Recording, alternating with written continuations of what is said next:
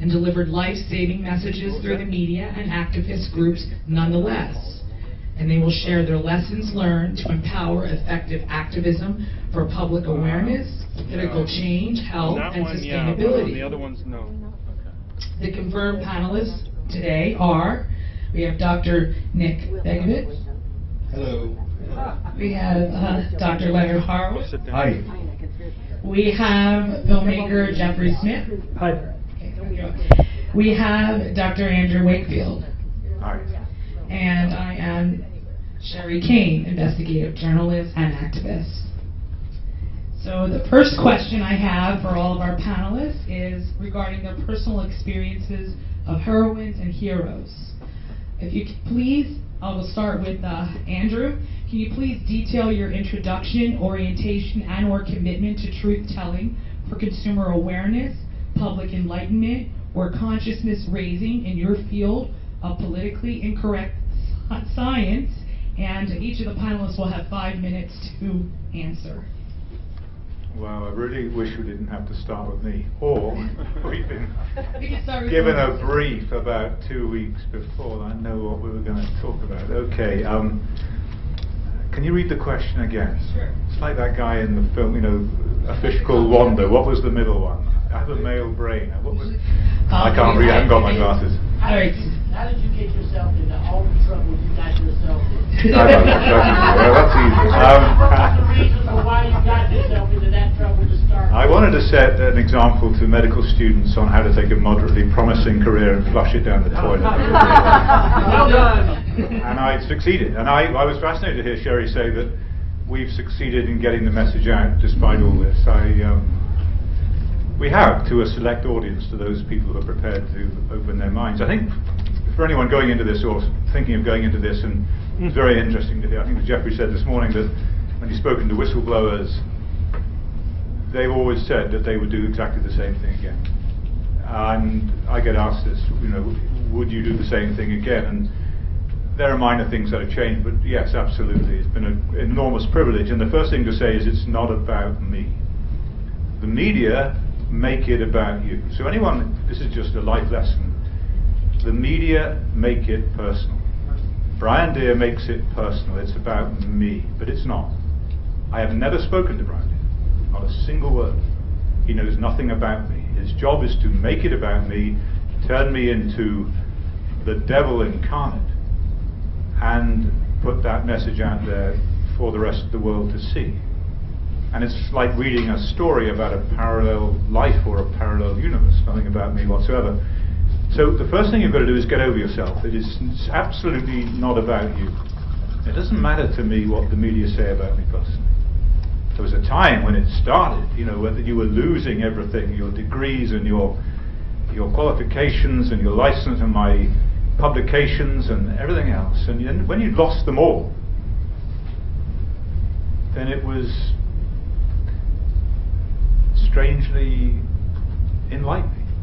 Suddenly you had no burden anymore. I don't have anything. And when you realize that these things, the Fellow of the Royal College of Surgeons, the Fellow of the Royal College of Pathologists, and all of these things, they're just devices to control you.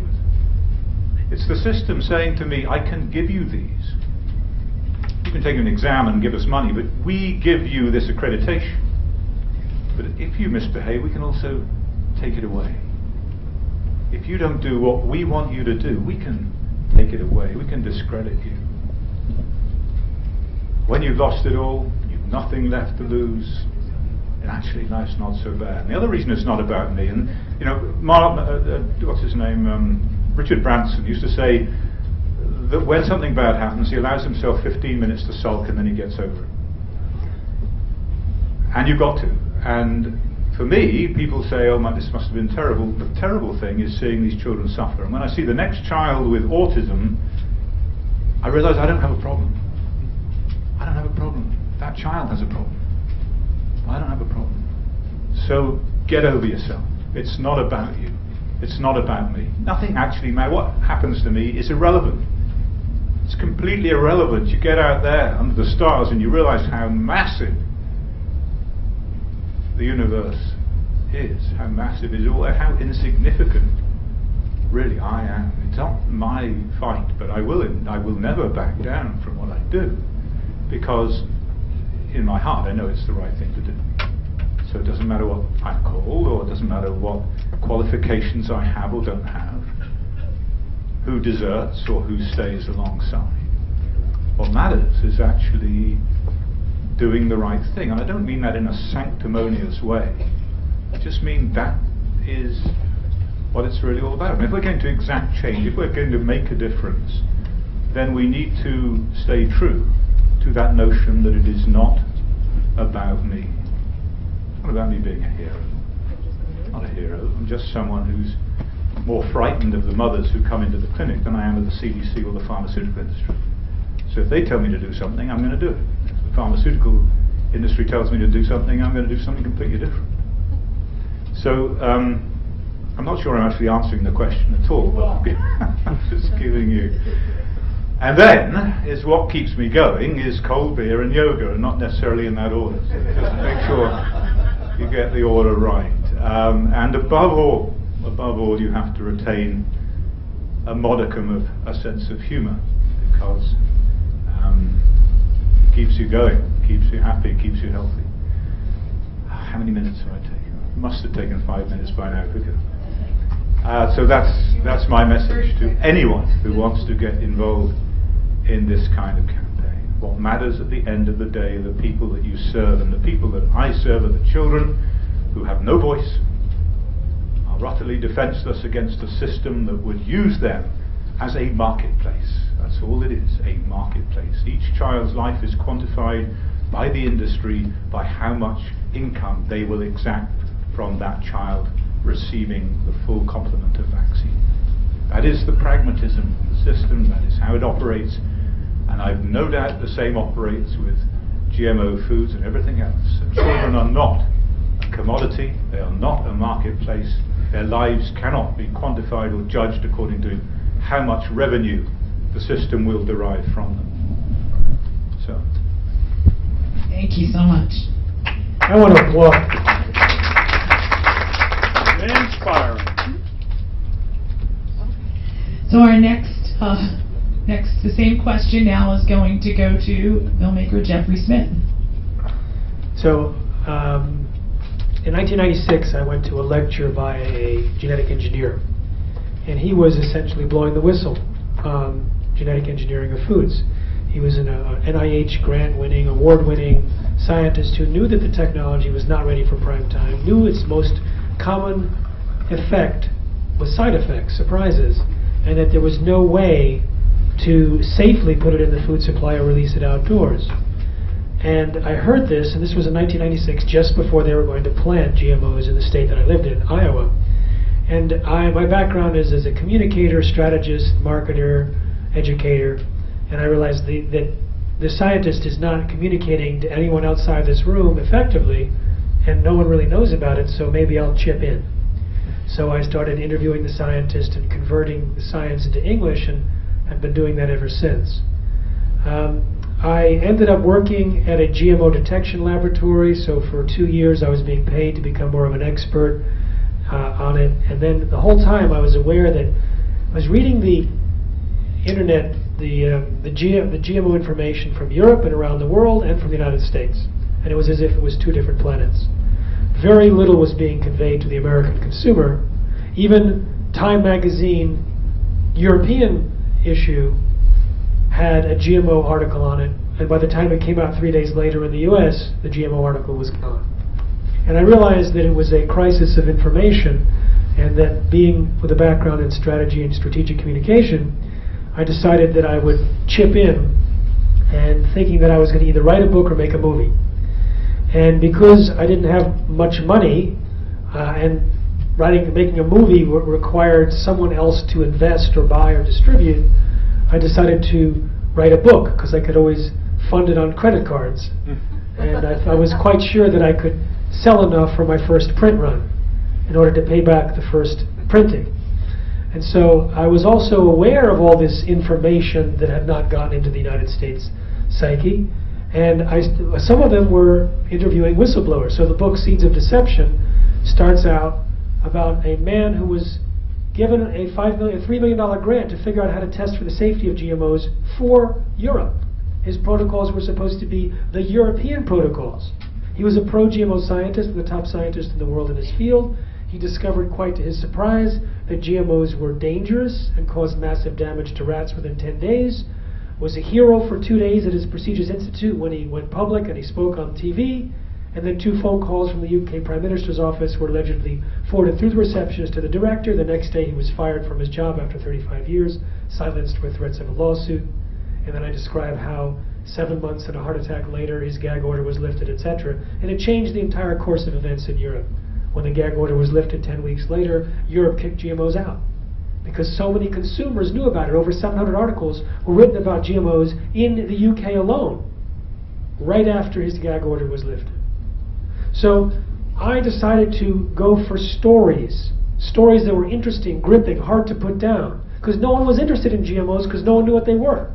So I was looking for the stories of the whistleblowers, the stories of the corrupt approval process at the FDA, the fact that it was Monsanto's former attorney and later Monsanto's vice president who was in charge of the GMO policy, and how it lied and ignored the scientists at the agency that we found out later. So I was describing all of these stories, and it was called Seeds of Deception. And my angle was this: all of the activists in the world usually had 3 sentences at the most to talk about the health dangers. They'd say, there's no long-term studies, we don't want to be used as the guinea pigs, and it might create allergens, toxins, or nutritional problems. And that was it. And yet I was seeing this evidence so clearly that actually, in fact, GMOs were dangerous, inherently dangerous, and we had evidence to show that. And we had evidence to show that the entire approval process was manipulated through political collusion and manipulation. And so by exposing that, that was the strategic angle that I took with Seeds of Deception, embedded in stories and talking about the whistleblowers, not just what happened to them, but what they had discovered and what it meant for health and what it meant for individuals. And so that book became the world's best-selling book on GMOs in 2003 when it was released, and it still is 13 years later. In fact, it's a national bestseller in Taiwan, of all places.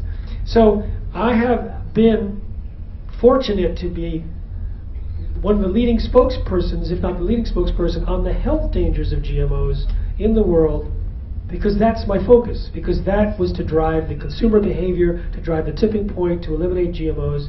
And now we're extremely successful with 58% of Americans saying they're looking for non-GMO food.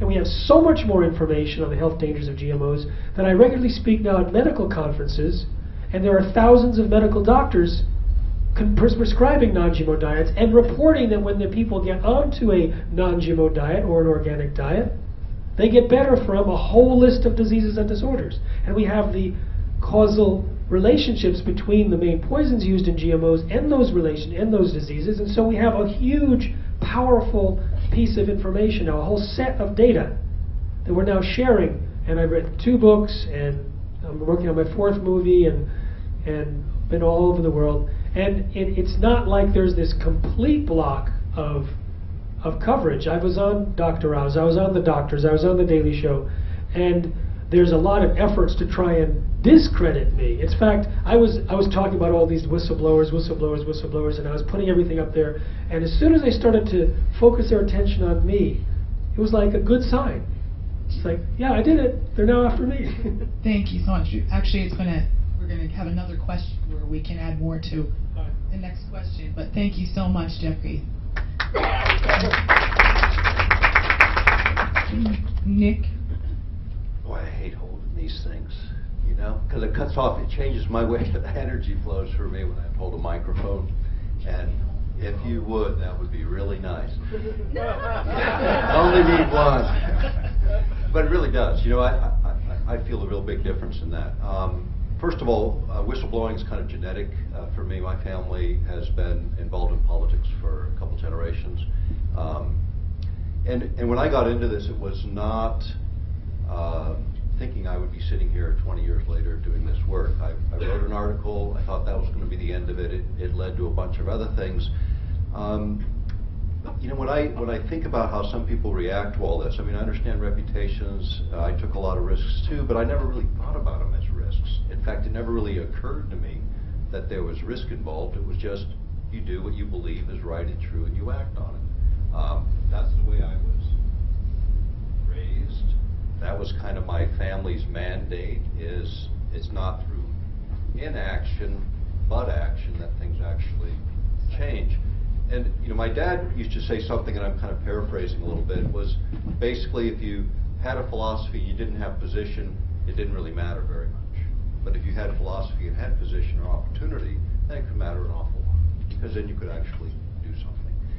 And I think all of us have that potential. In fact, I know it absolutely. There's not a single soul in this room that doesn't have the same potential of anyone sitting here, anyone you've ever heard speak. We all have it. For me, public speaking is a natural thing. I mean, it's easier for me to speak than it is to write. But whistleblowing, I never really thought so much about it until I was well into this thing. And I just looked at it as an information campaign. You know, I'm collecting information and I'm figuring out the best ways to get that information out as time went on. And it was before the internet really was much of anything. We had fax machines, we had a little bit of internet. And I'm from the moon, I'm from Alaska, right? I'm so far removed from the mainstream that I'm past the sidelines. But even from that remote place, you could make a huge difference. It didn't take a lot of money, it didn't take a lot of effort. What it took is stepping into it, which has been sort of an underlying theme in my work ever since. In fact, people think I'm lecturing on HARP, or they think I lecture on mind effects or Alaskan issues or Native American issues or many other issues I lecture on. I don't lecture on those things. Those are the window dressing around the things that really matter that come through the lecture, which is about empowering you to do what I do on your issue, what's important to you. Because ultimately, that's the only way the world changes. We change individually, we project that change into the work that we do professionally in the best way we can, and when we make mistakes, we admit them rapidly, we clean them up, and we move forward with that. That's not whistleblowing, that's called living the dream, from my perspective. That is what we are designed to do. Daniel's presentation, for those who heard it just before this panel, you know, you are the outward expression of our internal arrangement that the Creator gave us, the energy, the underlying force that drives us all. I think it comes out in all these really interesting ways. And it reminds me, you know, is it good or is it bad? You know, it's the things we experience. And I would not change one single breath that I've taken in this lifetime. Not one. Not the worst of times or the best of times. I would not change a thing. Because they allow me to develop, to be the man that I am today. And I like this man much better than I liked the man I was yesterday, because I make an effort. We all have that potential. And I think that's really the message that I've tried to share through my presentations over the last 20 years. This cruise is kind of, I'm in the middle of a place in life where I'm trying to decide where my passion is and how I push that passion into the world around me, and whether or not I've completed my work in this particular area or not. So, at the end of another month, I'll have that figured out and decide. But I want to tell a little story, and it's an old story, it's thousands of years old. It's about a boy who's really poor, and his dad and him, they have a horse. He sends the horse off, and his son off to go sell this horse because they need the money. And in the middle of the walk to the market, the horse escapes and runs away, and the kid comes back, and the village is there, and they all say, "Oh, this is horrible, this is terrible." And the old wise man says, No, this could be good, or this could be bad. So the next day, the horse comes back, and it brings with him a big bunch of wild stallions. The village is all there saying, "Wow, this is great, this is wonderful." And the old man says, "Nah, this could be good, or this could be bad." So the next day, the young man's trying to break one of those horses, and he gets thrown and he breaks his leg. And the village is going, "Oh, this is horrible, this is terrible." And the old man says, "This could be good, this could be bad." And then, the next day, the military comes in and takes all the men, and they all go to war, except for the guy with the broken leg, and they all die. So the story is it good or is it bad? It just is. Live it, love it, and enjoy it. And that's where the whistleblowing doesn't really matter. You're just the breath of life, your own truth, express it in the way that you can. Thanks, Nick. Ben? Well, I'm going to integrate both what Andrew and Nick just said. For me, it's really about saving the children who don't deserve to be dead or injured, or the families devastated. And my real story really started when I was an arrogant fool. I was in charge of the largest dental and medical catalog supply company and generic drug maker probably in the world, certainly in the United States, named Henry Schein Corporation, and I was their chief professional advisor. I ran Schein Advisory Research Council, many doctors and dentists nationwide, testing and evaluating products and equipment. When on the road between Boston and New York to attend an American Fund for Dental Health meeting, whereby the question that the company had to answer was, where do we put $100,000 earmarked for the American Fund? And on the news that morning was this weird case of a Florida dentist infecting 6 of his patients with his strain of HIV/AIDS. And I began to investigate that case, but as a Harvard graduate and expert in media persuasion, phobia reduction therapy, persuasion technologies research and development, I was an arrogant fool because, first of all, I had a brilliant mother who scrubbed the streets at Nazi gunpoint in Vienna when the Nazis came in and took over her parents' clothing store, and then my mother and her brother, 8-year-old brother, were scrubbing the streets at Nazi gunpoint. And by miracle, my mother made it out on the last boat that made it out of Europe. By miracle, I'm sitting here for that reason. But my mom always said to me, Lenny, you have no idea that corporate fascism, neo-Nazism could arise at any time and anywhere in any country. And I said, Mom, I understand your pathology. You're neurotic. Had I been through what you went through, I certainly would feel the same way. You see Nazis everywhere, and I'm sorry, I can't go along with that agenda. I would recommend some good therapy. What an idiot. So now I'm investigating years later, a few years later, and my mother, at the same time, is dying from Guillain-Barré. She had taken a swine flu, the first 1976 swine flu vaccine. Years later, she began immediately to have connective tissue autoimmune disorders and diagnosis Guillain-Barré, and then developed uterine cancer, and a few months later, radiation treatments later, my mother was dead.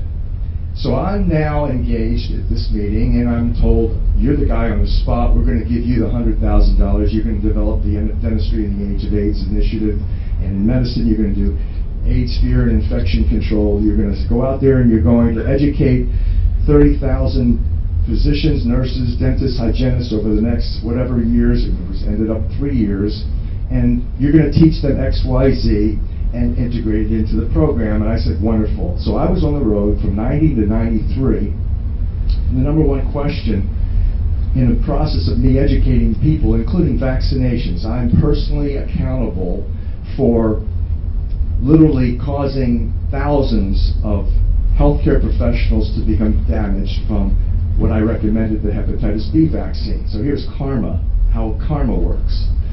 So in the process now, the number one question is, what could have possibly happened to cause the transmission from the Dr. David Acker to the 6 patients? And in the process, I find out in researching that he believed that he was dying of the AIDS virus, as his gay friends were, because of a hepatitis B vaccine. And so I began to investigate an insane theory, ultimately, that I wanted to disprove, and ultimately I ended up proving it. And so I ended up writing the book, my 9th book, which was called Deadly Innocence, the Kimberly Bergalis case. And I attempted to begin to publish, and I knew the editor of the journal, the American Dental Association, where the paper was perfect, and they refused to publish it. I have a email letter from the editor saying, Len, we can't publish this because it would, quote, place the journal at risk. That was my first introduction to how controlled the system was. By that time, by attempting to tell the truth, that the Florida dentist maintained a classic organized serial killer personality profile, crime scene profile, developmental history. Out of 62 total factors that the FBI had laid out, the guy matched 60. To make a long story short, I then basically fell into this government cover-up genre, and I've been attempting to literally, for my mother's sake, for my commitment to truth-telling, in a sense, avenge my mother's murder, because it turned out that the people who produced the vaccines were implicated in this whole history of genocide being perpetrated against we the ignorant people, including we the ignorant healthcare professionals. Thank you, Rob. So we're going to move on to, I don't know how many people here are familiar with counterintelligence, COINTELPRO. Well, COINTELPRO was actually developed by J. Edgar Hoover, and it was to administer a series of covert and illegal Federal Bureau of Investigation FBI actions aimed at monitoring, infiltrating, discrediting, and disrupting political organizations and activists using behavioral science methods of intimidation and social engineering that today are administered by Western intelligence agencies, including the CIA and MI6, using psychological operations, known as PSYOPs, perfected by Britain's GCHQ, and regulatory capture as a form of political corruption that occurs when a regulatory agency created to act presumably in the public interest instead advances the commercial or political concerns of special interest groups. And these groups, they dominate the industry or sector it is charged with regulating. So my first question will be back to Andy again. Is it said that evil is sorry, let me rephrase that. It is said that evil is deceptive. Have you ever experienced pure evil in opposition to your activism or whistleblowing? That's a good question. There's a bear juju in the woods. Pure evil.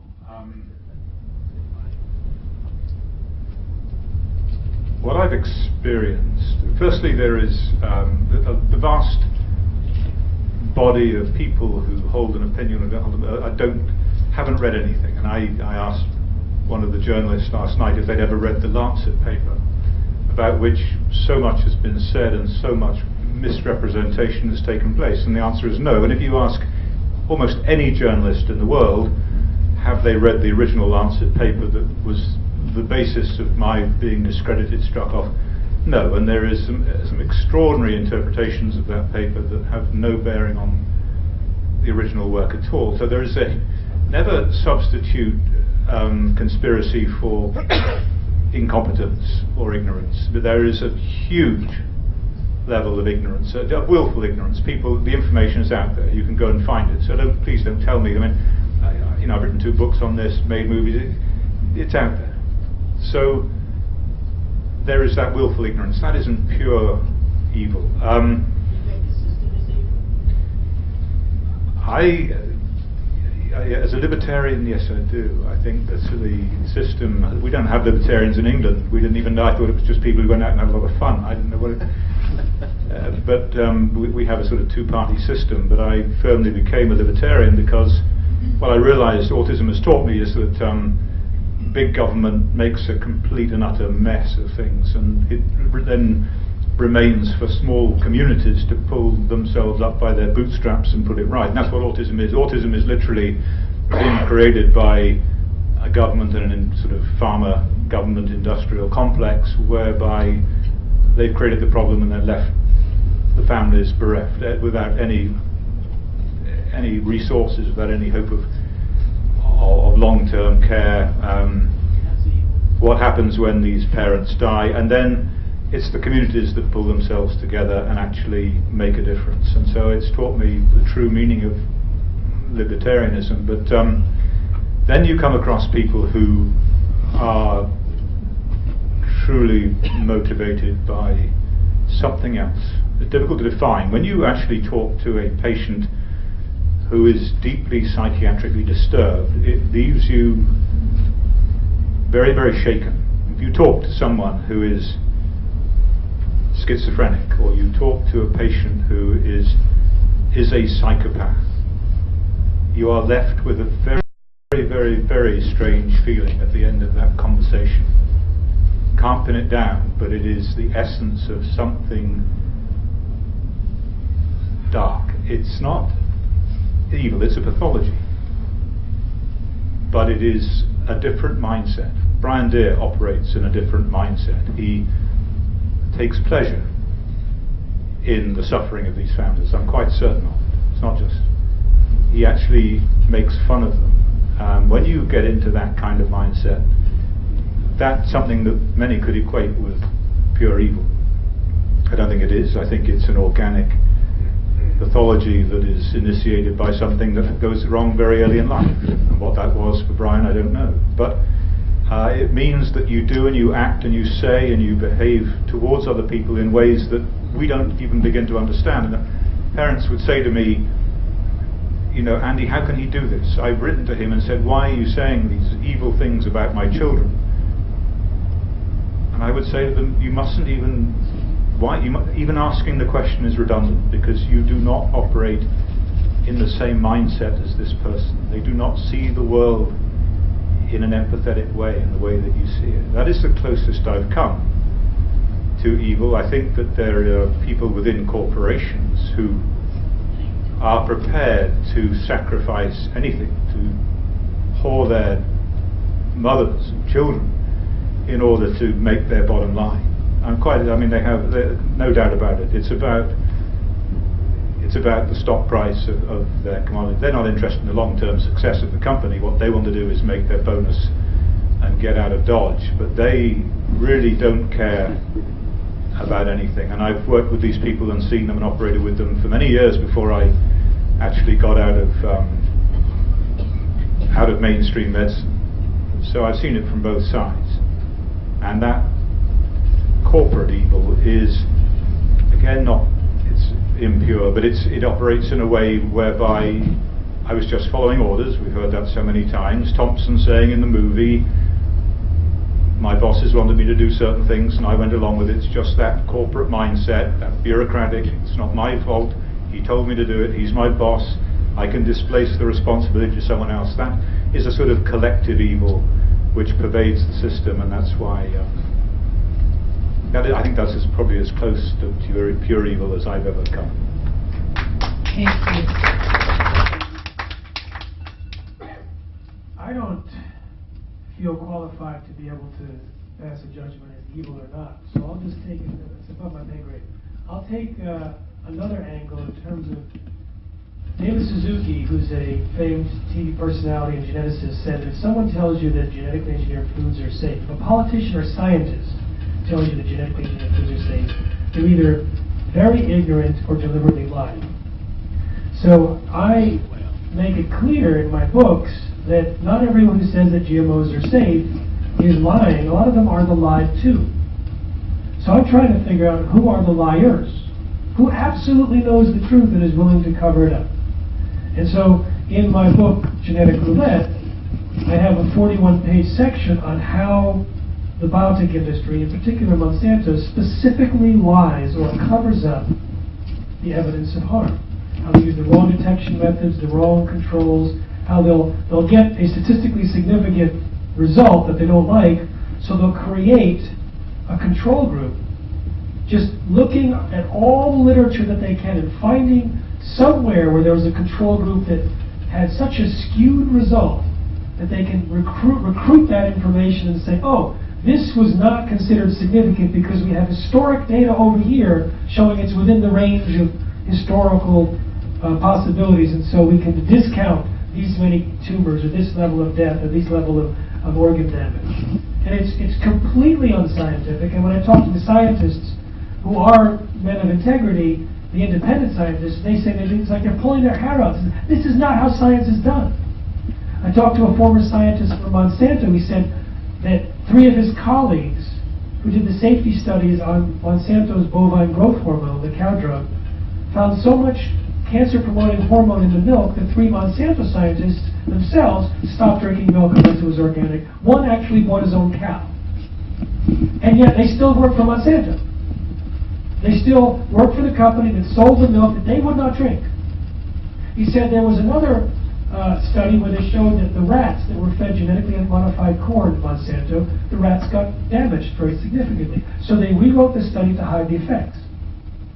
And his concern was, typically Monsanto gives 33% corn at the maximum dose, and he knew that people in southern Africa can eat 70% of their caloric intake or more as corn, because it's a staple. So the rats ate 33% for 90 days. And he knew that people were living their entire life eating the majority of their food as corn. And he was wondering if the rats got damaged after 90 days, what's happening to the people in Africa? And I ended up interviewing a person and his veterinarian who had terrible health problems with the animals, switched to non-GMO corn. The animals got better, ran out of non-GMO corn. Animals got worse again, switched to non-GMO, got better. In the meantime, his own workers were eating all of the corn that he grew on his property, so they were eating 100% GM, not the mix, but 100% GM corn, and they were dying at such high levels. There were supposed to be 50 workers. He had to hire 60 just because so many were sick all the time. He said once or twice a month, he would lose a worker. Out of 60, once or twice a month, a death rate. And it's incredible sickness. And when they switched to non-GMO corn, they got better. When we ran out, they had to go to GMO corn, they got worse, etc. So this scientist from Monsanto, who had former Monsanto, his concerns were validated. I talked to a guy who worked for Monsanto. He was recruited, and they said to him, he actually studied the words of Robert Shapiro, the CEO, and thought, how this is great. I could turn fields into factory and create, reduce process waste through genetically engineered crops. And his recruiting meeting, at his new employee training in St. Louis, he got up and told the other new employees the words of Robert Shapiro and how excited he was working for Monsanto. Then the vice president pulled him over and said, now wait a minute. What Robert Shapiro says is one thing. What we do is something else. He's a front man that tells a story. We don't even know what he's talking about. We're here to make money. So he was completely acknowledging that it was just a false front. And when he tried to blow the whistle later about some potentially dangerous aspects of the genetically modified crops, no one would pay attention, and he left the company. So I have been familiar with certain people that are clearly manipulating research and manipulating data and not willing to even eat the stuff that their company is producing, and yet they're part of the corporation or organization that's putting it out. So aspartame is the last example I'll mention. It was the evidence on aspartame safety was not sufficient. In fact, it was considered fraudulent. So the FDA asked the Justice Department to sue GD Searle. And so the prosecuting attorney was going to sue GD Searle. He quit his job and joined the attorneys for GD Searle. The assistant DA let the statute of limitations run out and then later joined for $400,000 a year the law firm for GD Searle. And then they allowed aspartame on the market, and it's horrendous. The person that pushed it onto the market was Donald Rumsfeld, the CEO of GD Searle, who said he was going to use all his political capital to get it approved. And sure enough, that he was on the Reagan transition team. And as soon as Reagan got inaugurated, the first thing he did was eliminate the ability of the FDA commissioner to make any judgments. He then hired Rumsfeld's friend from the defense industry to be in charge of the FDA. His first major decision was to approve aspartame. And it was known that excitotoxin, neurotoxin, etc. And the FDA now has the evidence, because 80% of all consumer complaints for additives was about aspartame. They have 92 categories of symptoms, including tumors and seizures, and yet they hide the evidence and don't make any changes. Thank you, Jeffrey. Nick? Pure evil. Personally, in my work, no, I have not run into pure evil. Not that I've seen. Maybe it's there, but I haven't seen it. I think it's extremely rare. I think one of my mentors early on told me that everybody acts in their own self-interest in terms of how they perceive that self-interest. And at first, I was really offended by that idea. That because I interpret it as selfish interest. And I always thought of myself as more of a benevolent kind of person with my time, my resources, my energy. And I did self-interest, but that too is self-interest, right? Because that's where I get my charge, was doing things, being involved in things, volunteering for stuff. So that is selfish interest, if you want to interpret it that way. I think we all act in our own interests, and how we interpret that determines how we project in the world around us. If we're worrying about the evil around us and the conflicts around us, we're probably right in the middle of them, and we're probably not getting a lot of work done that needs to get done, because we end up amplifying that which we fear. I've never been fearful in this work, ever, ever. And I've had some unusual experiences, but they never made me afraid. In the middle of all this work, most of you don't know it, but I went completely bankrupt and had to start over. And no one knew it, because Ann will tell you, she's been dating me well after that, but she's dated me at times when I was down to my last $200 and I've taken her to dinner. And she's going, afterwards, I didn't tell her, of course, and afterwards, maybe a month or two go by, and I go, yeah, I was down to my last 200, I really need that. She said, well, why did you tell me? And I said, because you worried about it. I wasn't worried about it. I wasn't worried about it because I knew. I've never worried about it because things show up. And they did. The next couple days later, I got my deal I was looking for and did what I needed to do, and I was good for another 6 months. The point is, evil, I think if we are functioning from that basis of looking around and fearful, we should stop. We stop what we're doing, find our bearing, and do that which we can do, again, fearlessly. Because that's the only way that we'll succeed at it. If you don't believe it, it's not going to happen. And if you're fearful of it, it definitely will happen. So, and I see that as a big adversary. Fear is the adversary. But pure evil, no. Self-interest, yes. I see that all the time. I mean, what we just heard about the pharmaceutical industry, about GMOs, it's about somebody preserving their job, saving their deal. I got really active in the middle management of the Anchorage School District one time in my life and became a union leader there.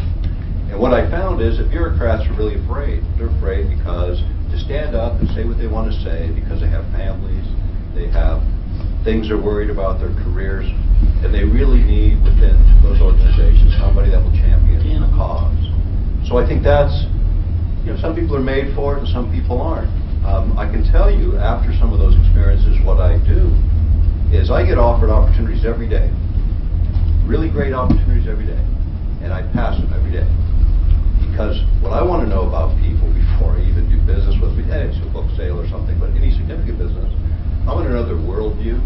I want to know their failures or successes. I want to know who they are and how they're going to represent me and how I'm going to represent them. And my biggest client, I make my living from one client. I work about 18 hours a year to make that living. And that client I wouldn't sell anything to for 2 years. He said, please tell me something, please produce this for me. I said, no, not until I know who you are, where you come from, what you're about, and until my intuition tells me it's time to engage work. And trust that inner voice. Every time I failed to listen to that inner voice, I had what the world would say failed, and I would say learned a really good lesson. And got a few more gray hairs. And I appreciate those lessons because they're the ones that built my character, dampened my aggressiveness in terms of how I approach the world, and made me a much different kind of person in terms of how I approach things. I don't approach things within conflict. I don't see the conflict. I only see the lack of information. Because you and I disagree on something, what is that really about? It's about either me lacking information, you lacking information, or both of us lacking some information. So I go into the debate with that view. What do I not know? What am I missing? What can I learn? And I learn a lot. I share a lot. And in these kinds of conferences, I generally learn more from the participants than I ever do from the speakers. And you underestimate who you are every day. Do what you can do. That's the message. Do what you can do. Fear no evil, right? And it flees from you. I believe that. It just can't stick to you unless you're immersed in it and you're looking over your shoulder. And I've seen that. I've seen a lot of very good people in this work, not necessarily on my subject, fall into fear, and then they fall off the train and they're no longer effective at doing anything. Stay with what you know, stay with what you believe in, and do it fearlessly. That's the answer. Fearlessness. I say Nick for president. What do you think? I hear Dr. Horowitz. Well, as much as I love and appreciate my three esteemed colleagues, I'm going to differ with them on this issue. I see that there is pure evil. I think it is not against flesh and blood with whom we do battle on this planet, and it wasn't until I worked with some of the world's leading physicists and mathematicians and advanced the 528 love thesis that I realized that there is a natural frequency called 741. It is one of the original musical scale notes, and that frequency does not get along at all with love, 528. It's darkness, it's dissonance, it's diseasing, it's degenerating, and that I can't, as a behavioral science expert, agree that this is simply psychopathology when I know that there is a musical mathematical matrix that expresses itself in the divine design of genetics. That leads me to conclude there has to be a thesis that there is a gene for evil. That some people are simply susceptible, maybe they're born, maybe they've had a past life, maybe they've had to learn some serious lessons, and they're born into darkness where they have to then express willful blindness, such as you speak about, Andrew, such as these people who are engaged in the corporate industries that are conducting genocide for profit, that what drives these people, just like it drives when I had the blessing, privilege to study the FBI's methods and materials in looking at serial killers, serial homicides. How does the FBI investigate these deranged people? They realize that the neurology is literally 180 degrees switched. What gives us pleasure gives them pain. What gives us pain gives them pleasure. And that, to me, darkness versus light, yin versus yang, male versus female, we have either we're part of the solution or we're part of the problem. That's what makes me, as I've been labeled over the last couple days in this seminar, a troublemaker.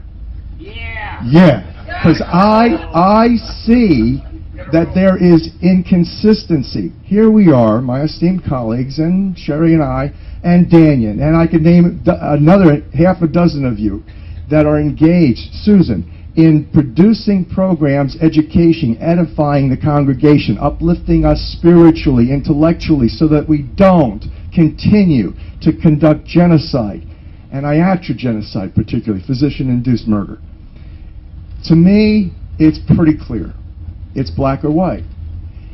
And to me, that I see evil, and I have seen it in the deranged psychopaths who are part of COINTELPRO, who work with J. Edgar Hoover, who facilitated the targeting of the black community through people like Malcolm X or the Black Panthers in Los Angeles. They came at me. They destroyed my reputation. I was a leading, as Daniel can tell you, I was a leading spokesperson in the Patriot Network.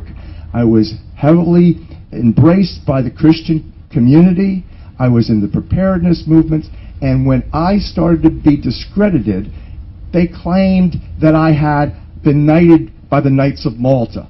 False. They claimed, in fact, that I was knighted by the Pope.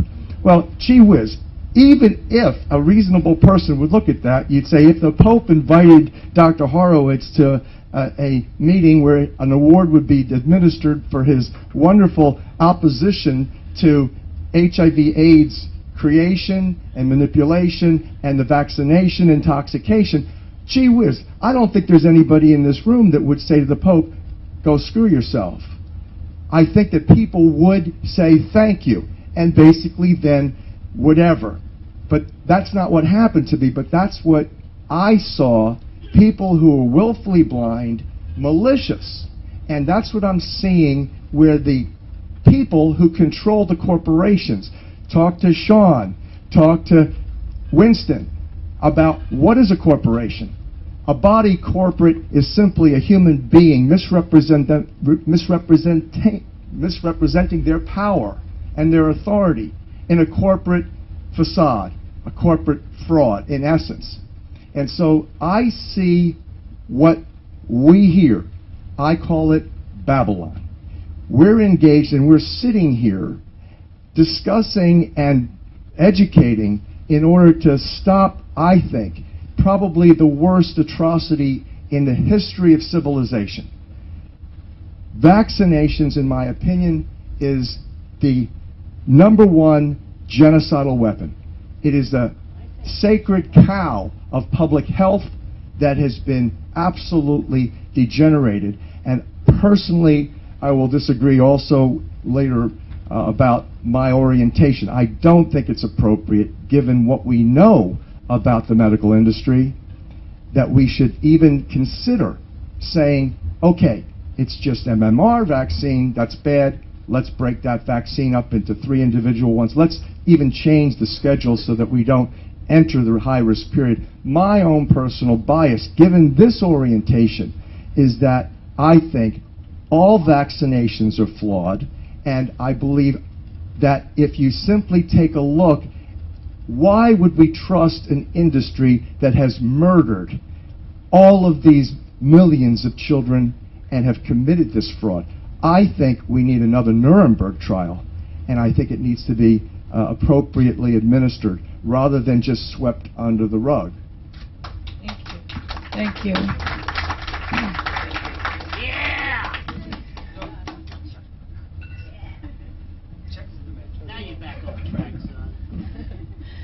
Now you run crazy. Did you want to comment on that, Andrew? On that? Okay. No. No, I mean. Very briefly, yeah. No, certain things. I mean, the whistleblower gave us a story about MMR, and the documentary was about MMR. MMR, I believe, is a major problem. It's clearly not the only problem. Not at all. But he didn't give us data on thimerosal or aluminum or bovine, so he didn't give us that. So we had to make a story about what he'd given us. It wasn't about speculation, it was about hard facts, because it's aimed at the mainstream. It's not aimed at this community, it's not aimed at parents of children with autism, it's not aimed at people who already know, it's aimed at people who don't believe or don't believe it's their problem. And so we have to go in with hard facts and hard facts only. Do I think these other things are a major problem? Yes.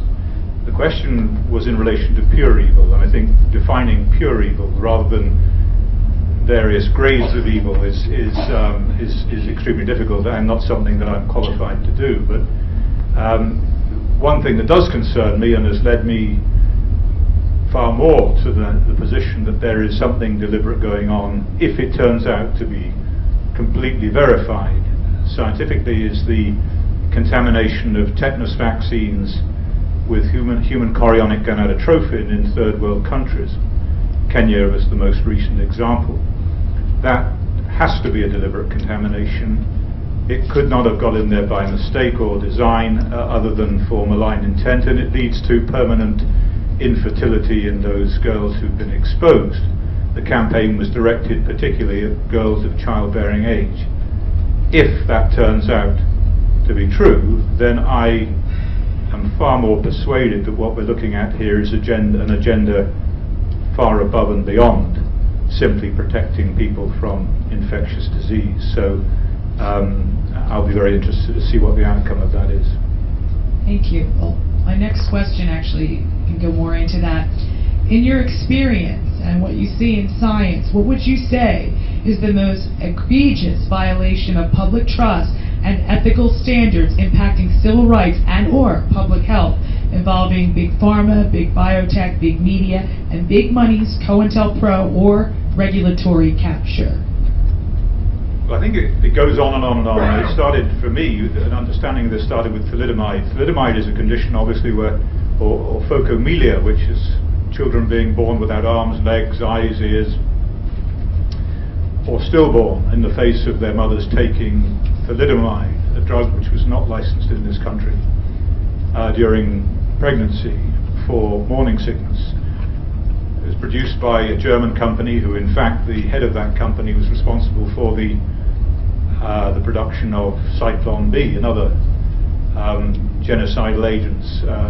Found himself a job, I gather, with the company that then made that drug, and it then went on to affect thousands and thousands of children permanently disabled. It was 50 years later, when the great majority of those victims had died, that the drug company finally admitted that they were responsible. Now, phocomelia is not something that doctors can miss. Doctors are good at missing things, but when you have a child who has no arms, that's very, very difficult to miss. Now, it then goes on, and we've seen recent examples of Merck knowingly concealing data, distorting data on Vioxx, knowing that it was trebling the rate of cardiovascular injury and death in patients and concealing that for the purpose of profit, knowing that even before it went onto the market. And my own personal experience of MMR vaccine is, to me, the most egregious, because it's the one in which I've come closest to actually the other side, to really asking the question, what makes these people tick? Why did they allow this to happen? And for me, this is particularly egregious because they are taking, firstly, they are sworn. They have a duty as physicians and researchers in public health to protect the health of the nation. That is their mantra. That is what they live and work by. They took healthy children, ostensibly every healthy child in the world, because America exports its vaccination policy elsewhere as well as its vaccines. They took healthy children and exposed them knowingly to a huge risk of a permanent, profoundly disabling disorder for which there is no cure. And they did that deliberately, and they did it in violation of everything they stood for, and then they covered it up in order to prevent these children getting justice in vaccine court, in the face of a clear mandate from Congress that all children who are injured by vaccine should be justly compensated. These children will die on the streets because there is no place for them. I remember testifying before Congress when Henry Waxman, who was firmly on the side of the pharmaceutical industry on the Oversight Committee, he said it is time to stop researching the cause of autism and put all of the money into building homes for these individuals to be put into when they get older. And I said to him, Mr. Waxman, there aren't enough bricks to build those homes. So he wanted to stop any research in the face of an epidemic of neurodevelopmental disorders in children in this country. He wanted to stop any research that looked at the cause of the disorder. So I guess, in answering your question, for me, the current process that I'm going through is the most egregious. But then I listened to Jeffrey and I realized that this is merely mirrored time and time again in different industries. I think the two major issues contemporaneously are GMO foods and vaccines, because they are so pervasive and the injuries they incur are so permanent and transgenerational. So I think for me these are the two at the very peak of the problems we face now. Thank you. That's all evil. There's so many ways that the system has been gamed. I can't pick the most egregious, even though I always ask the people that I interview, what's the most shocking moment in your experience? And I'll share the most shocking moment in the experience of Dr. Arpad Pustai, who was the one that was fired from his job there for 35 years. I figured his most shocking moment was probably when he was fired or discovered the problem with the rats. But it actually wasn't. He was still a pro-GMO researcher in good standing, and his director came in and put 600 or 700 pages down on his desk and said, these are the submissions from the biotech company for 6 or 7 GMOs. And the Minister of Agriculture is doing a vote in Brussels and wants to have a vote. Wants someone to read it and give it to him information so he knows which way to vote. Now, the reason why Arpad's director had this is because he's on the 12-member committee that approved GMOs for the UK. And Arpad looked at the director, looked at the 600 pages, looked at the director again and said to himself, he will never have time to read these many pages. In fact, no one in the committee would have read these many pages. They're not working scientists, they're committee men. But he was working on setting up protocols for GMOs. He was one of the most qualified people on earth to look at the committee, look at these pages. He said, how much time do we have? The director said, 2.5 hours. So he looked immediately at the design of the research and the data and was shocked. He said, reading the research was the most shocking moment in his life. He said, you know what bad research is, you know what poor research is, and this was really poor, superficial, flimsy. I realized what I was doing and what they were doing was diametrically opposed. I was doing safety studies, they were doing as little as possible to get their foods on the market as quickly as possible. He called up the minister and said, I wasn't planning to give you a strong recommendation after just 2.5 hours, but there's not enough information to allow these foods to be fed to humans or to animals. The minister said, I don't know why you're telling me this. Those foods are already on the market. They've been on the market for 2 years. I just needed a scientific opinion, probably from the first person to actually read it outside of Monsanto and the other companies. So I could go into the egregious ways that the science has been manipulated. I worked with ARPOD, I worked with all these different scientists to figure out what those were and to convert them. I'll share two of my favorites just for your entertainment. When Monsanto wanted to get high lysine corn introduced into Australia, one of their main arguments was the protein produced by the corn is already found in soil.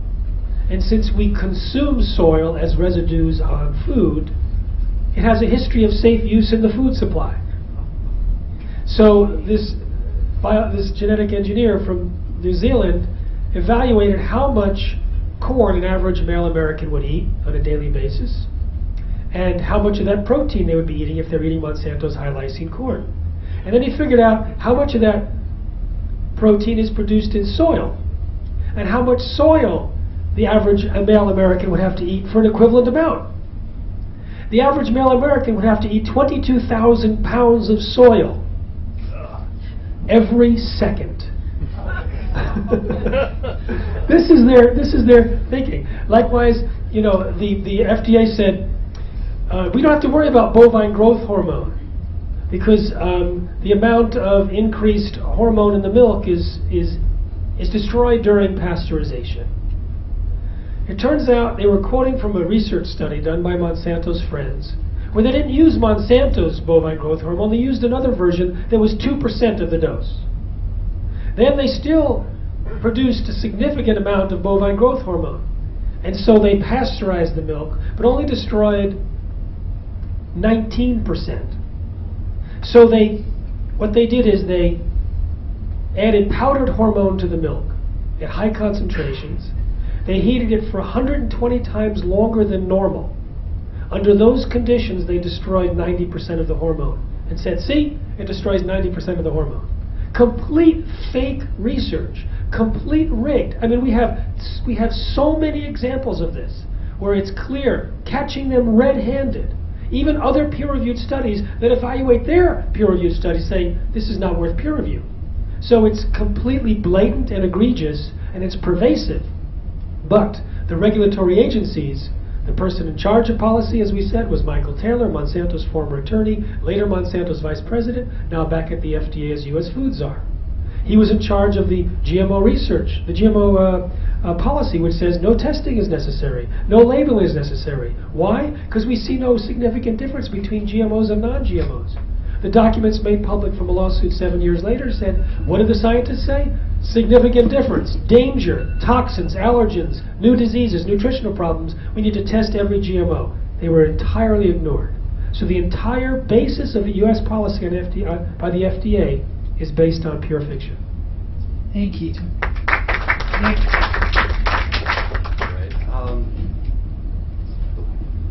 So I'm supposed to figure out what's the worst thing? Maybe approach it a little differently. In your field, like what, you are out there getting information out to the public and telling them about certain things they're not aware of that the government is creating, or that So what do you see them hiding, really? Well, I'm thinking about all of that. These are symptoms of the underlying problem. Whether it's any of us on this panel or anyone that you've heard speaking on controversial issues, it's a matter of disclosure, openness, and transparency. These are symptoms of when you don't have it.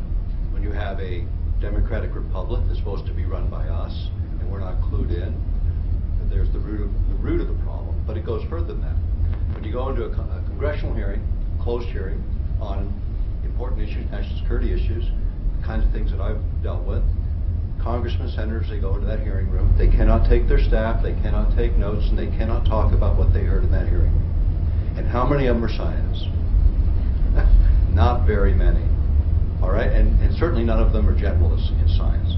As a consequence, they get the dog and pony show from whatever bureaucratic agency, whether it's DARPA, the Navy, the Air Force, Marines, whoever it is, doing their sales pitch. They come in, they do the dog and pony show because they know they don't have the depth of knowledge to even ask the appropriate questions. And that's where it starts. These are our, and I know this, my brother was a U.S. Senator, my father was a U.S. Congressman. This is the fact of the matter. Now, if they go out and talk about what they heard in that hearing, they're guilty of treason.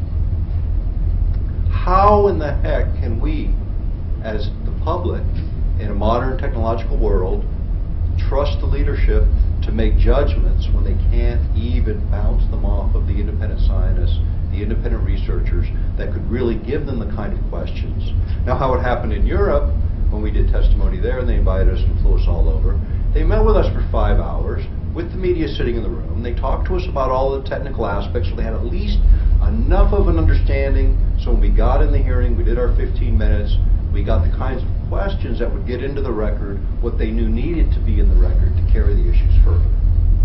But we don't have that in the United States, where you think we really should have. The other thing we have is over-specialization in the United States. And I've spoken about this in one of my lectures. Everybody specializes, especially in military science, because you compartmentalize everything so that nobody knows what the other hand is doing, so you get really inefficient, you duplicate a lot of things, and you miss everything.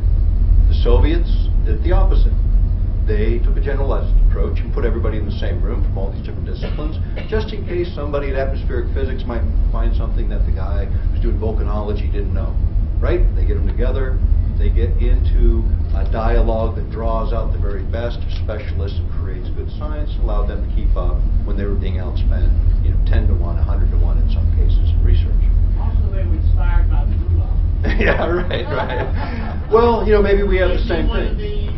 Just like the Americans, or you would spend the rest of your life in Siberia. Yeah. And, when you think about it, in the U.S., we did something similar on Project Paperclip. We brought all these Nazi scientists over. We said, hey, you're going to do the work for us now, and if you don't do it, you're going to go back to somewhere and be tried and hung by your neck. Well, that's a pretty compelling argument to cooperate, and it worked for quite a few of them. The fact is, the real answer is whistleblower mechanisms. When we dealt with the HARP issue in the European Parliament, the mind effects issue, which when you want to talk about important issues, I think that is fundamentally what goes on in our heads, allows us to even have this conversation. Keeping that free of government interference is probably a pretty good thing to keep the platform level. Well, what happened there is 3 days after the hearing, his political career ended. He attributes it to HARP, to his involvement by standing up and saying things that others didn't like him to say, and taking it on and not being intimidated. And NATO was there when we did our testimony, hiding in the back of the room. They went around and did their things to try and discredit me, as my colleague says, that's kind of the attack. And it's kind of normal for politics, so I never was really offended by that, It's not the message, you got to kill the messenger, that's always the answer in politics. So I grew up in that. So, you kind of let it roll off, you don't really think about it. You just keep doing what you're doing and believe the truth will carry the day at the end of the day.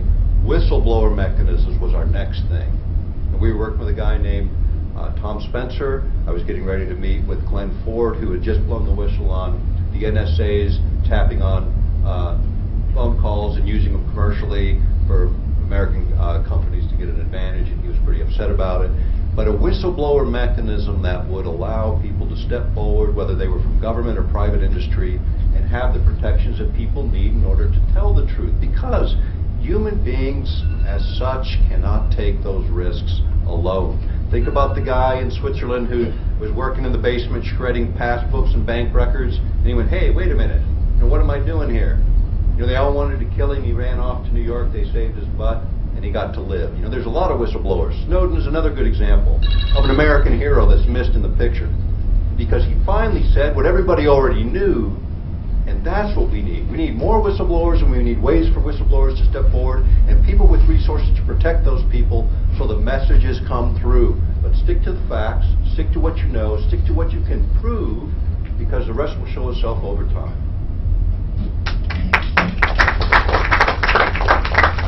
Well, I second the nomination of Nick Begich for President of the United States. Do I hear a third? I think the most egregious thing that I've witnessed actually integrates pretty much everyone that's on the panel's area of expertise. Back in 1996, I published the book Emerging Viruses, AIDS and Ebola, Nature, Accident, or Intentional. I'm best known for that.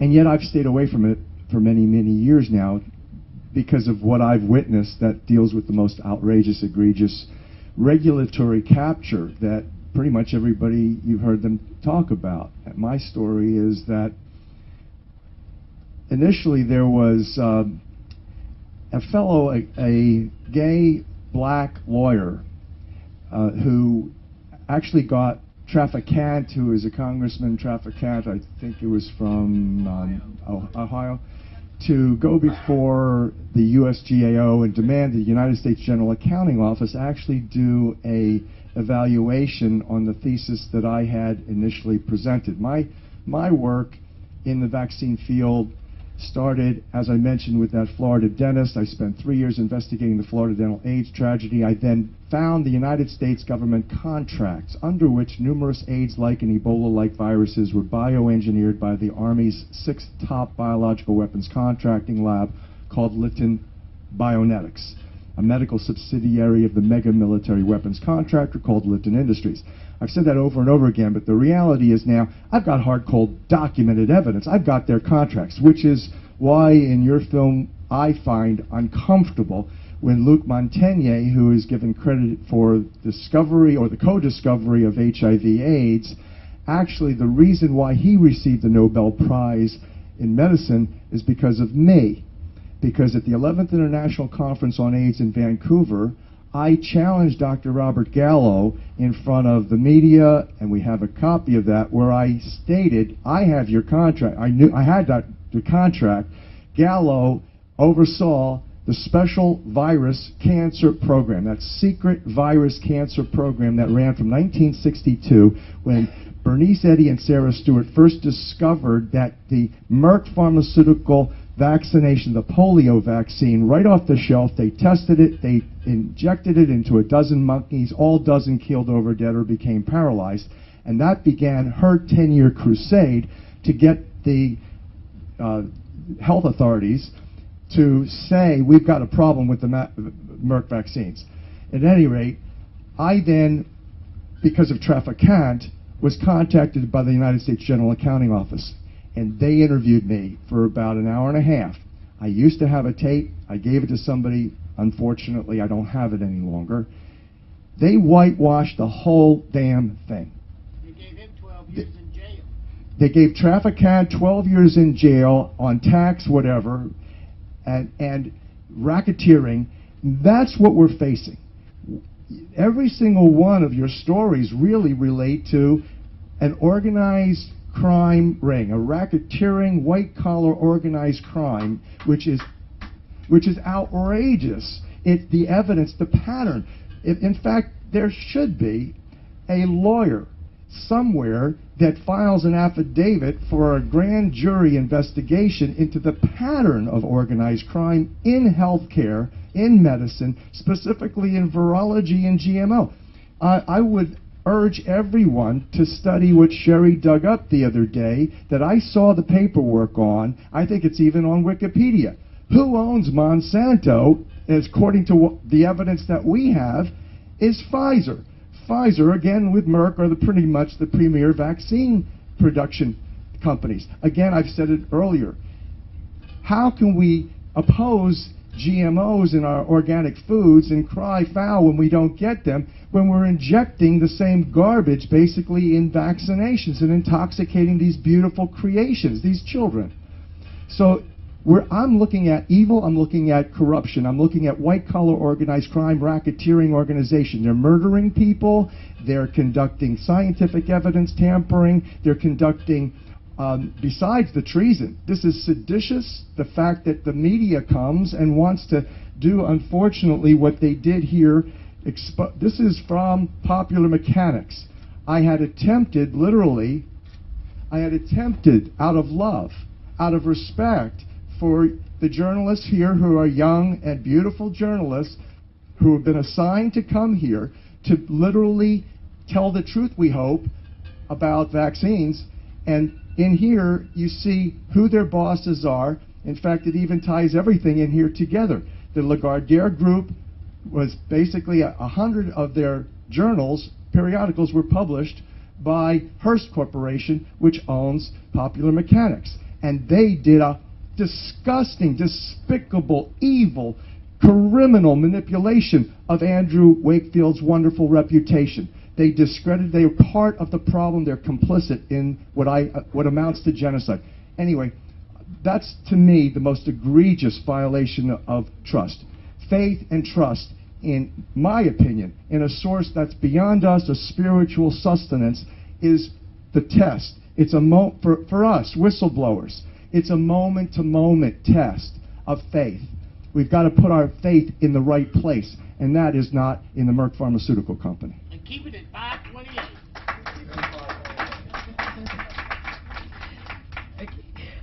So we're coming almost, we only have about 15 minutes left, so I just want to get to really the end of this, where we talk about how you all can help, and how us as activists can help empower you to help us in really getting the message and the truth out without fear, and just realizing that you are working for the good of all.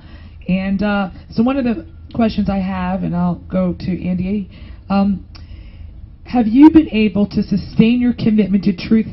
How have you been able to sustain your commitment to truth-telling against the odds stacked against you by your critics or special interests? He's selling pencils. Well, it's a very good question. I mean, have I? That is the first question. Have I actually succeeded? Now, talking to a rarefied group like this, you might believe the answer is yes, but have I? When you read the majority of the mainstream media, or Wikipedia, or whatever it is, or Popular Mechanic, you would believe, no, I haven't, I failed, and they've succeeded. Well, one of my approaches very early on was to say, well, if you can't beat the media, you become the media. If you want to communicate a message to the public, to those, not those in this room, but those who don't know or don't believe this is their problem, or that's someone else's issue, or I don't care, then do what Jeffrey's done. Turn it into a movie that is first and foremost entertaining. Because you will not grab people unless you entertain them, and then you educate them. And so my approach is now, as a filmmaker, to bring a message in a format that can be understood by the public. And this is, with CDC Whistleblower, is a relatively complex story, but hopefully the way in which it's been done makes it understandable, and then bring it to the mainstream. And little by little, you'll win people over. And so that has been my approach. Whether that succeeds in this lifetime or the next, well, we'll see. And I have no argument with them about the evil of, well, the admitted criminal behavior of the companies. I mean, they have admitted to criminal acts, and some of the examples of this are the bribing of doctors to prescribe psychotropic medications off-label to children throughout the United States, throughout China, throughout Europe, in Argentina. They have admitted to criminal acts. You're talking about companies that are an international criminal cartel, exactly as you said, by their own admission, by the convictions that they faced and had to pay billions of dollars for. And what is strange to me, and you ask about how we might deal with this, but you have to bear in mind that your pensions, your 501ks, if you have one, are invested on your behalf into these companies because they're highly profitable. We are part of the problem. And when I discovered this in the UK, what is a wonderful irony, I phoned the pension company for my wife's pension. I said, we do not want to invest in any stocks that involve GlaxoSmithKline or other pharmaceutical industries. And the guy said, well, we do have an ethical portfolio as well, an alternative portfolio, which didn't involve the pharmaceutical industry, and you could then, so we put it, lower return, big deal, because they have to be heard economically. And we are part of the problem. So unless everybody in this room goes to their 501k and says, I don't want this invested in the following, in Monsanto, in GlaxoSmithKline, then that is what is going to happen, and the system will continue, and we will be in part responsible for them. So please bear that in mind. The rest is activism, and in Europe we understand revolution a little better than Americans do, even though the founding of this country was based upon revolution. I do believe that the first republic of the United States of America has come to a sorry end. I think historians will record that this was the beginning of the end of that first republic, because the interests of corporations have superseded the interests of the people in the minds of government. Thank you. Thank you. And when you call, it was 401k, when you call your investors and you tell them to get out of Monsanto, have them look at an article that was published in Huffington Post on Thursday and picked up on Google Finance yesterday during Monsanto's shareholder meeting that I wrote. 8 reasons to not do business with Monsanto. It's specifically for the capital markets, and it shows why that they're high-risk investments, so that not only you pull your money out, but it'll get them to reevaluate the Monsanto strategy. Anyway, we have very little time, so I'm going to give most of my answer at 4:15 today in the Liberty Lab, because it's about how to be an activist. But I will say this, that we're going to win the GMO battle. I see that we're going to, we are, sure. I think we're going to eliminate the direct food inputs within, and we're going to see a tipping point by the end of this year as more companies start to rush away from it because it's already been established as a marketing liability in so many areas. I think the animal products are going to take a little longer and require another strategy, which I won't talk about. And I think that that's in the United States. It's a fiercely pitched battle in every country, but we are actually gaining the upper hand, and there's a lot of indications for that. We'll talk about that at 4:15. But Jeffrey, Russia too. Look at Russia. Yeah, Russia's making banned the biggest move ever against GMOs. Yeah. Completely banning it. Completely. Look at Putin. He's using it as a weapon against us to enforce the fact that people must look at it because they want to be the fresh food suppliers to the whole world. That's brilliant political strategy in support of what you're describing. what he said. Awesome. Thank you. I want to go back to, again, one of my mentors. We were sitting in a room and we're planning this big union campaign. We're going to take on the big teachers union. We upset him. We go through this couple-hour dinner, and he's got on the table a napkin that he wrote something. And he goes, Dick, we're going to break out the secret weapon. What's the secret weapon? He flips the napkin over and it has on the words, the truth. And that is the secret weapon. Find your truth and express it in the world around you and things will change. The other thing, I remember hearing a minister once say, he said, if you don't know who's in charge, take over. And if they throw you out of town, get in line and act like it's a parade. and it's a pretty funny line, but you know what? It's real. It's all about perception anyway, right? I mean, did you win? Did you lose? It's about that old story. It's did you try? That's the bigger story. Did you try? Did you do something? When I first got into this work, one of the articles I wrote was an article called Change Agents in Reality Creation. And you'll find it on my website at earthpulse.com. Go read it. It's all simple stuff that anyone in this room can do to be an activist, a committee of one. Don't wait for anyone to form that committee. The committee's already formed. It's called the Human Race, and you're standing it. Do what you can. Try to do something that you believe is right and true. The world will change one step at a time, and there's a million other people making those steps. Every good revolution began with one person, seeing it just a little bit differently and acting on what they saw to be right and true. We're all capable of doing it. Let's all lead the individual revolution, which is our own evolution, and from that the world changes. Nick for president. I want to quote Andrew Wakefield. First statement, if you can't beat the media, become the media, end quote. That's what I did. We were forced to do it. As a matter of fact, in a big way, we were forced to do it when just before the Ebola outbreak, because again, the Ebola Zaire strain that came out in 1976 initially was what largely the whole section of the book, Emerging Viruses, was all about. So they can't tell me that anything, but it was a refrigerator strain that was required in order to have the same exact strain come out 1,000 miles away 35 or some odd years later in Liberia and what we saw in 2014.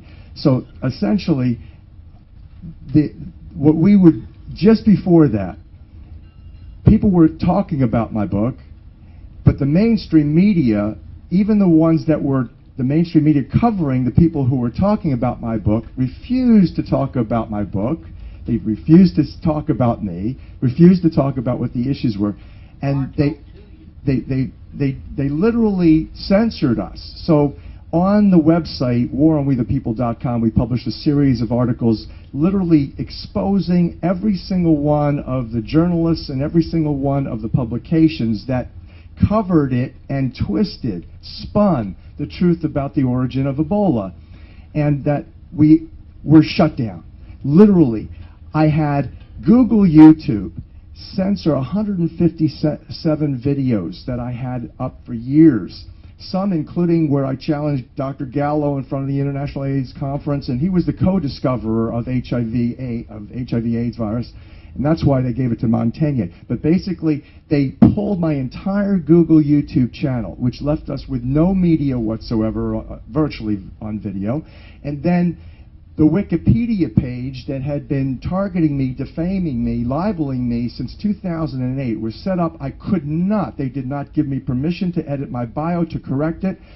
They pulled my entire Wikipedia page down in the weeks preceding the headline news of the Ebola outbreak. So what do? Andrew Wakefield's wisdom. You start your own media. And so that's what we did. Sherry and I launched revolutiontelevision.net. We were also already in the process of having launched 528records.com, which transposes it, remasters for free. It's a public service. It's by donation. All the music in the world that's in a dissonant frequency, we put it into 528 and send it back to you for free in an MP3 file. And basically, we launched 528radio.com, where we're actually now involved in the radio and the music industry. So let's take it over. If the criminals can't be brought to justice, let us become the administrators and the law enforcers and the regulators. And the troublemakers. Thank you so much for being here. I think we have like a minute left or something. Does anyone here on the panel have any last words? I want to go to Jeffrey Smith's conference that's coming up on solutions and activism. Thank you. I'll see you there. Thank you all for being here. I can't go any late.